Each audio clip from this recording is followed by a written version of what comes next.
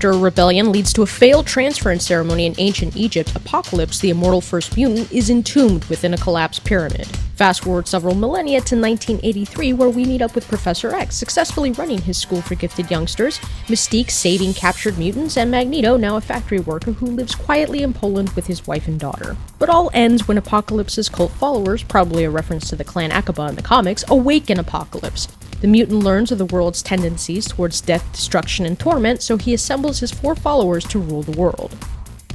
Okay, so here's a warning. I'm discussing this full of spoilers here, because I feel that in order to accurately express my feelings towards the film, I have to be open and honest about it. So, the non-spoiler answer to whether this is worth your time and money, I'd say if you like the X-Men movies, then yes. If you didn't like any of the franchise films before, this is more the same Bryan Singer you'd get from the first 2 movies in Days of Future Past, so this may not change your mind. But otherwise, what are these people talking about? The movie is fine. It does have problems in the third act, but you know what it feels like? It feels like someone sent the writers a note, or a note to Singer in the editing bay and said, this is too scary or too gruesome, why don't we just scale it back?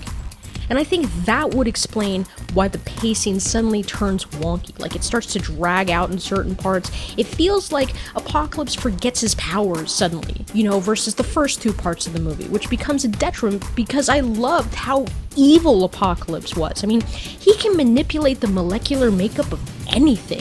I mean, he was melting people in the walls, he made people disintegrate, he imbued powers to strengthen his mutant followers, and the reason why you have that ceremony that you see in the trailers is because he moves himself from body to body to gain access to the mutant's powers and become more powerful over time. And Apocalypse is very much like that creepy cult leader. Like, why does he want to rule the world? Because he's clearly a power-hungry narcissist that wields benevolence and warmth to control vulnerable mutants. I mean, if anyone's ever seen those documentaries on Jonestown and how people that knew Jim Jones when he was a preacher before moving to Africa, and how they still talk positively about how nice and kind he was, even though he spread hate and death, that's what this guy is. I mean, he breaks Quicksilver's arm and ankle just by looking at him. Oh, but Evan Peters does it again. All of his scenes are amazing.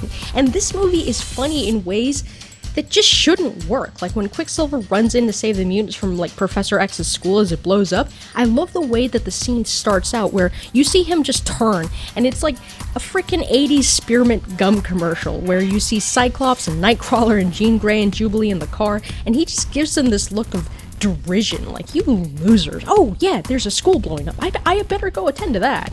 Oh, the marketing. I love the viral marketing with the 80s grainy commercial, the little El Sabin Noor documentary, and the phone number to hear a message from Stan Lee. But I don't understand why Fox let that first image come out of Oscar Isaac looking like Ivan Ooze. Now bear this in mind, my marketing experience is in selling for businesses and working the grind in political campaigns, so maybe I'm wrong here, but I don't think I am. The first still released of Apocalypse should have been this one moment right after he wakes up and he encounters Storm being accosted by these guys. It's a single shot where they pan in, and it's the creepiest shot where you can barely make out his face, and the only thing that you see are the bright whites of his eyes. I'd have released that image as the first thing out, but that's just me. But back to the movie. I think the 2 big problems that I have are the wooden acting at moments and subplot C. Because I think the wooden acting from Sophie Turner has more to do with dialogue than it does her talent, because God bless James McAvoy, that man could probably read the ingredients to a soup can and it'd sound like Shakespeare. But I feel like Singer should have just streamlined the narrative, because the third plot where Stryker comes in and the newbies have to rescue Hank and Mystique, it feels more like a setup just to see Wolverine in Berserker mode than it feels like it adds to the plot. But other than the 2/10 of the movie that I'm complaining about right now, everything else was good. I was genuinely entertained. Like, it's a competently made film, it doesn't have any plot holes, and it's a complete narrative, but it's a good movie. I stand by it.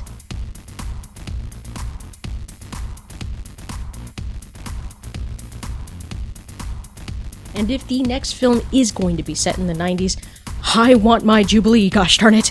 There are 2 things that 90s kids like me will remember for the franchise in that time: Jubilee and the Red Phoenix saga. And we see moments and glimpses of the Red Phoenix at the end of this movie. I'd like to see that, but more Jubilee, please.